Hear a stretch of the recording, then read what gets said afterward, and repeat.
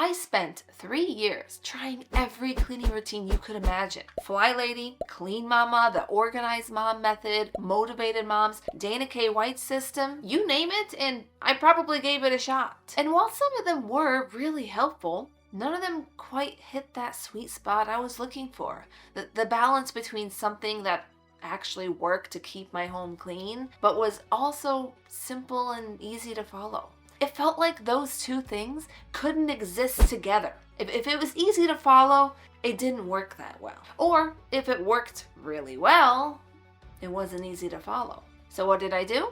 I created my own routine, one that takes the best parts from all the routines I've tried. And for the first time, I finally have a routine that's both easy to follow and works really well. Now, I know you may have your doubts, which is why I'm not going to just sit here and go blah, blah, blah, my routine this, blah, blah, blah, my routine that. No, I'm going to do it from morning to night. This is a full day of the Awkward Mom routine in action. I've got all of my checklists right here, which you can also go grab for yourself below. There is a free download, so take advantage. And I will show you what a day of following this routine looks like, and then you can see the magic for yourself. Let's do it. All right, I just woke up and it's about 5:20 in the morning. I wake up this early so that I can have time to just, relax, quiet time without the kids, and time to get my chores done. So emptying the dishwasher or the dish drainer is to be done first thing in the morning. I often encourage people to do it while waiting for something, such as waiting for your coffee to brew, which is what I'm doing. Now, it's very important to do your best to empty it before breakfast or before you leave for work in the morning. If you can get into the habit of doing this first thing, it's going to set you up for success. You'll find out why very soon. And hey, don't have a dishwasher? No problem. You can empty the dish drainer, which is what I'm also doing because I use both. All right, now for my favorite time of the day, coffee time. If you don't already get up before your kids, you totally should because it really does make for a smoother morning. There's nothing like having some quiet time to yourself before the toddler tornado sets in. Okay, so now that I've finished my coffee, I can complete the next daily task, which is to wash your dishes immediately after use. Now, I'm one of those lucky ones who has a dishwasher, so I can just load it in there, which honestly is just as easy as it would be to set it in the sink. But if you don't have a dishwasher, then you'll need to wash your dish right away. All dishes are going to be done the moment after food and drink is consumed. The goal is to keep the sink empty all day. All right, my 2-year-old is up. Time to go get her. Pick a dress. This one or this one? I want this one. This one? It has a heart. It does have a heart. After we come downstairs, I style her hair while she eats a big spoonful of peanut butter, which is my hack to get her to stay still. I'm gonna see ya. That's Dewey. I'm gonna see ya. That's Dewey. All right, so I'm gonna take this and put it right into the dishwasher. We're just gonna hope the peanut butter comes off. If not, then I will run it again tomorrow and the next day. However many times it takes to not have to hand wash. Time to take care of this thing. I put my coffee cup in the dishwasher so that I could show you that you should wash or load your dishes after everything you consume, but I forgot that I drink more than 1 cup of coffee a day, so here's another cup. All right, next. Come on, buddy. That is my last cup of coffee. So we'll just snuggle it next to the other one. Wash dishes after every meal. Super important. Who wants cereal? So after the kids eat their breakfast, I try to encourage them to take care of their own dishes. Because why should I be the only one cleaning up? We all live here. And these are important life lessons. They should know. Can I get an amen? Amen. No, that wasn't me. Oh, no, turn it around. All right. Are you kids ready to go? Who's at my door? Hey! I like your glasses. All right, time to go back home. All right, I'm home. and I'm hungry.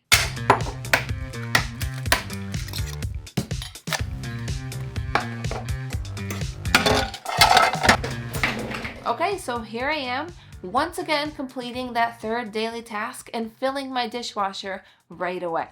Every meal, every snack, every drink, if we can wash our dishes immediately after we're done, keeping the sink consistently empty, it's gonna make the day go so much smoother, and we're gonna feel a lot less stressed at the end of the day. All right, let's look at our checklist, see where we're at. So starting with the daily, I've already emptied the dishwasher, which I checked right here. So the next task would be to wipe the shower, but I do not shower in the morning. So I tried to write this in order from morning to night. I shower at night.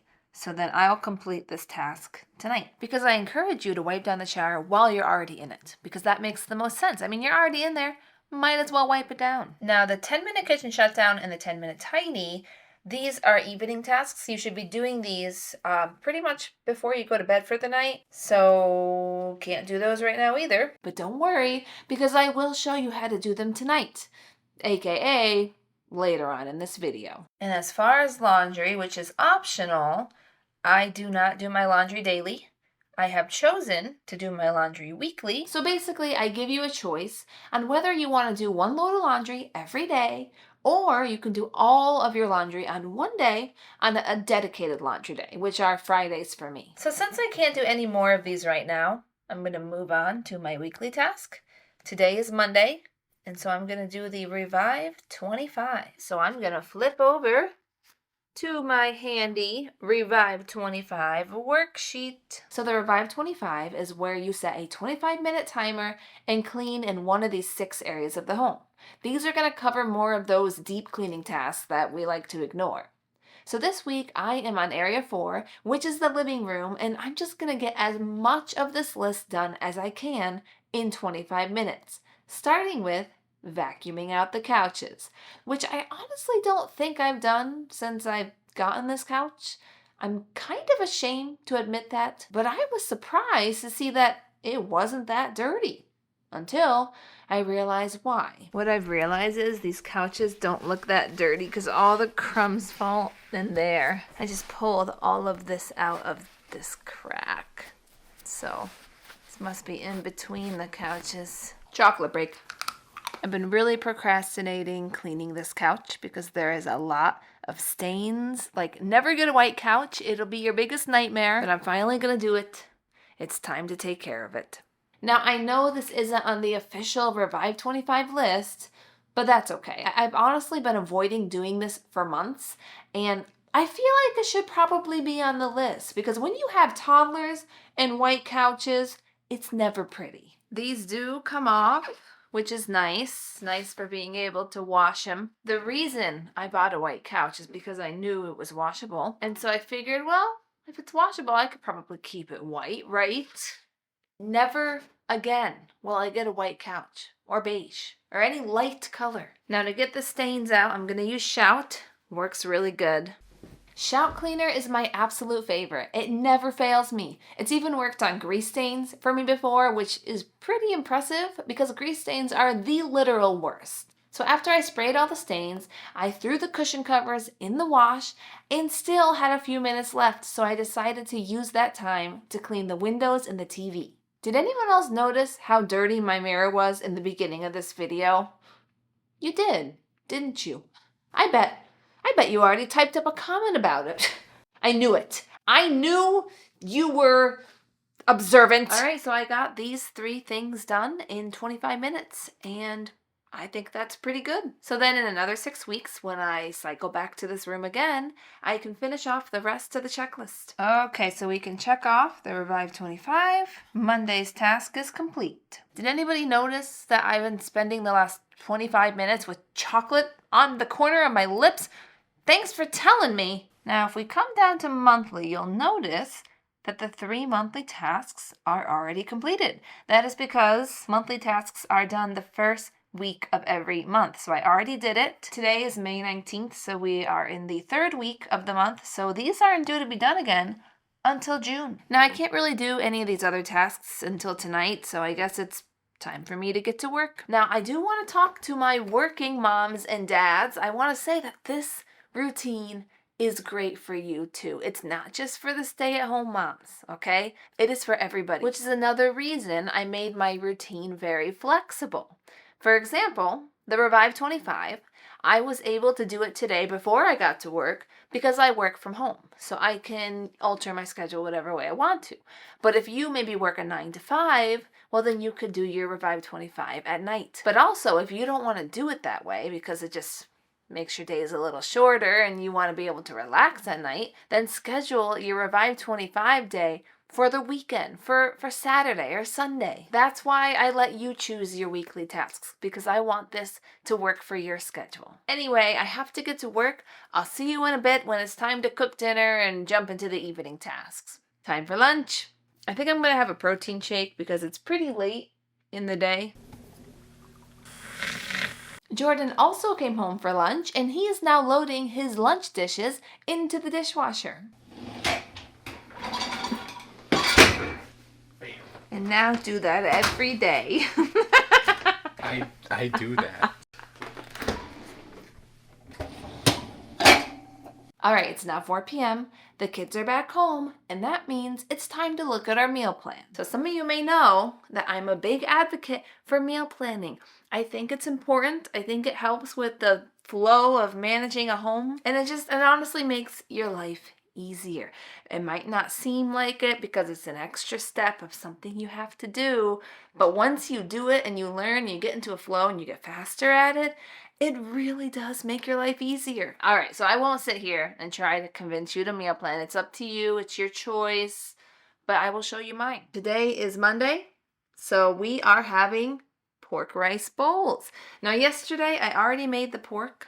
All I have to do today is make the rice, and I'm just gonna throw it together with my leftover broccoli and have a little bowl of rice and pork. Hence the name pork rice bowl. Chocolate break. Rice. The kids don't really like pork. It's hard to get them to eat meat in general. I'm working on it, but I'm just gonna make them sandwiches so I can have less of a fight. Evenings are when things can get pretty hectic, as you all probably know.